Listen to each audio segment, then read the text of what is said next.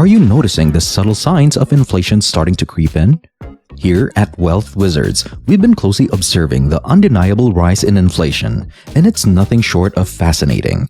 Prices are going up, and what's even more intriguing is that people are willingly accepting these price hikes.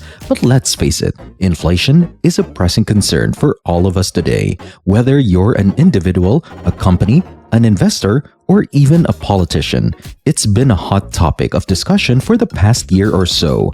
In this video, we're delving into a comprehensive hierarchy of various investment categories, all under the expert guidance of none other than Warren Buffett himself. With his 91 years of wisdom and experience, he's seen it all when it comes to inflation. We've done the legwork, pouring through countless interviews with the Oracle of Omaha to bring you this valuable insight. So before we dive in, do us a favor and show your support by hitting that like button. But if you already have, then let's get to the heart of this matter. Which asset is the worst to own at rising prices? Simply said, money. We are not alone in our distaste for cash in the face of rising inflation.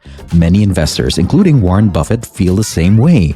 Ray Dalio, another billionaire, is famous for saying cash is trash. Inflation reduces the purchasing power of money over time, so it's not wise to let your savings sit in a bank account or under your bed. The importance of genuine returns as an investor is the main point we want you to take away from this video. Simple math will do the trick. Let's pretend you're able to get a 10% annual return on your investments. On the other hand, the catch is the current level of inflation. To determine your real return, you must adjust for inflation. Your real return on investment is only 3% if inflation is 7%, and your investments generate a 10% return. Maybe not as exciting as it first appeared. This is because the return of holding cash is practically nothing, placing it at the bottom of our investment ladder. Holding onto currency for long periods of time just helps inflation eat away at its purchasing power. Fixed bonds appear later in our hierarchy. The common belief is that these investments are risk-free. Buffett contends that the apparent safety of these assets is questionable when inflation is taken into account.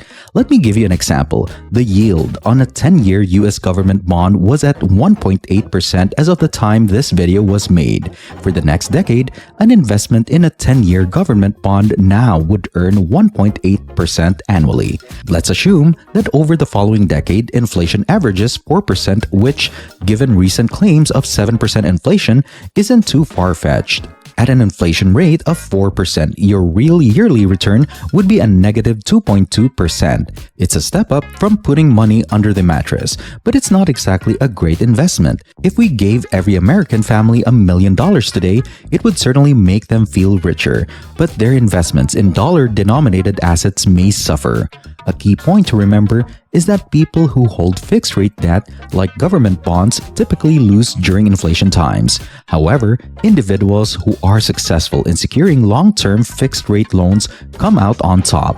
Consider a home buyer who is making use of a mortgage. We began the process of purchasing a property in December 2020, and in February 2021, we closed on a 30-year fixed-rate mortgage at a rate of 2.8%. For the next 30 years, our monthly mortgage payment and interest rate will be the same, since the value of our mortgage loan decreases over time due to inflation. This is a good position to be in during inflation periods. We get to repay our mortgage debt with devalued dollars when their purchasing power decreases. The interesting twist is that if you are a homeowner with a large mortgage and are experiencing extreme inflation, the property will remain in your possession despite the disappearance of your debt. An interesting phenomenon from which we might learn: in Weimar, Germany, for example, mortgages were really restored to homeowners at the end of the crisis. That's a welcome bit of good news in an otherwise dire situation. Moving up the corporate ladder, we reach what Warren Buffett calls unproductive assets. But here's the deal. We're not just trying to keep up with inflation. We're seeking for assets that can really surpass inflation while still proving us with real returns. This is where Warren Buffett's emphasis on productive assets comes into play.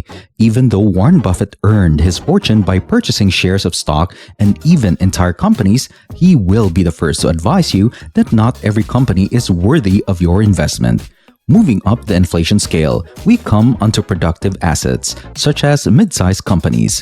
One distinguishing feature of these companies is their ravenous need for new sources of finance in the form of hard currency to keep their doors open. Most of these companies unfortunately do poorly in real terms during periods of inflation. Although their profits may grow over time, they will need to keep pumping money into the company if they want to keep their current level of success. A bad business is one that is always looking for more money, yet never seems to make more money. Let's go on to the next level of inflation classification: productive assets, or more particularly, great businesses. We're aware that the name we've chosen is really original. Here's a second case in point. You may recall that in our prior example, a company paid $1 million on a bulldozer. Okay, let's change topics. Let's say instead of spending $1 million on a bulldozer, imagine we have a friend named Jake who decides to put that money into creating software that will make making videos for YouTube a snap. Continuing with the theme from before, suppose Jake earns $1.2 million in the first year from this software, resulting in a $200,000 profit. This is fantastic, right? But now things take an exciting turn for the better. Allow us to factor in an inflation rate of 20%. This allows Jake to increase his software prices by 20% over last year.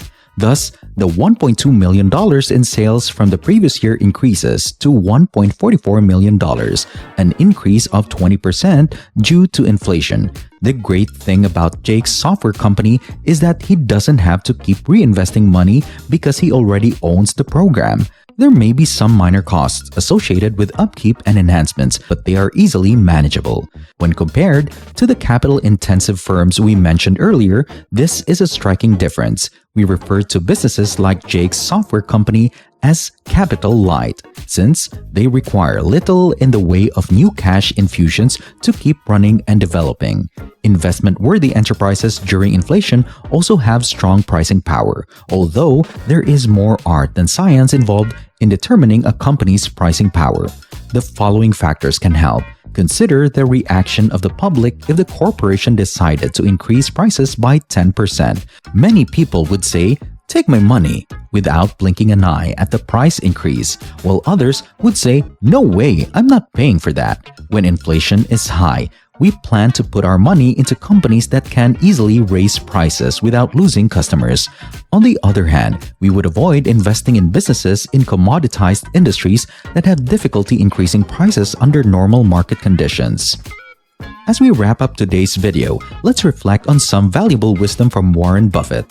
Remember, the best investment of all doesn't involve stocks or bonds, but investing in yourself. Whether you're a top-notch brain surgeon, a leading lawyer, or a skilled professional in any field, your expertise is your most powerful asset. You've already invested in your education in old dollars, and now you can enjoy the rewards in current dollars.